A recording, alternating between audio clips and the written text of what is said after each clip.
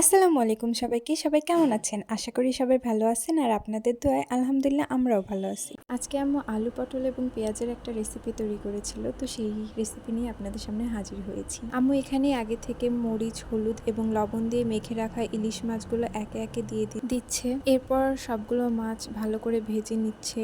এখানে খুব বেশি ভাজা যাবে না। এই যে এখানে মাছগুলো উল্টিয়ে পাল্টিয়ে ভালো করে ভেজে নিচ্ছে। বেশি ভাজা যাবে না, কারণ ইলিশ মাছ বেশি ভাজলে এটার টেস্ট থাকে না তেমন একটা। মাছগুলো ভাজার পরে তুলে নেওয়া হয়েছে। এরপর সেই তেলে পটল এবং আলু নিয়ে নিতে হবে এবং সেটা ভালো করে ভেজে নিতে হবে। তো এরপর পটল এবং আলুর ভাজির মাঝখানে সামান্য পরিমাণে হলুদের গুঁড়া দিয়ে নিয়ে ভালো করে ভেজে নিতে হবে। অনেকক্ষণ ভাজার পরে পটল এবং আলু তুলে নেওয়া হয়েছে এবং ওই তেলের ভিতরে পেঁয়াজ একে একে দেওয়া হয়েছে। পেঁয়াজগুলো অনেক ভালো করে ভেজে নিতে হবে।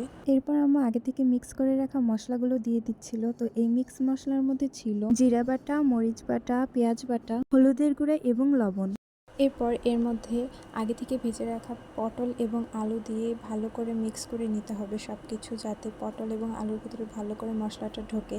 এই যে এখানে আম্মু অনেক ভালো করে সবকিছু মিক্স করে নিচ্ছে অ্যান্ড এরপরে পরিমাণ মতো পানি দিয়ে নিতে হবে। পানি দেওয়ার পরে কিছুক্ষণ নাড়াচাড়া করে পুরো মশলাটা ভালো করে মিশাতে হবে সব কিছুর সাথে।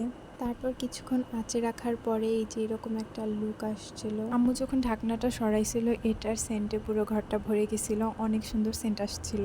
এরপর আম্মুর বানানো স্পেশাল জিরাগুলো দিয়ে ভালো করে নাড়াচাড়া করে নিচ্ছিল অ্যান্ড এই যে এটা হচ্ছে ফাইনাল লুক।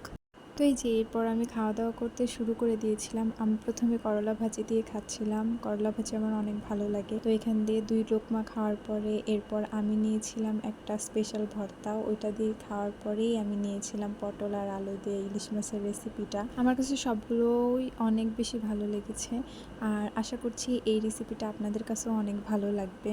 আজকের ব্লগ এই পর্যন্তই। আপনারা সবাই ভালো থাকবেন আর আমাদের জন্য অনেক দোয়া করবেন। ভিডিও ভালো লাগলে অবশ্যই লাইক, কমেন্ট, শেয়ার করবেন এবং আমাদের ইউটিউব চ্যানেলটিকে সাবস্ক্রাইব করবেন এবং আমাদের পেজকে ফলো করে আমাদের পেজের সাথে থাকবেন। আল্লাহ হাফেজ সবাইকে।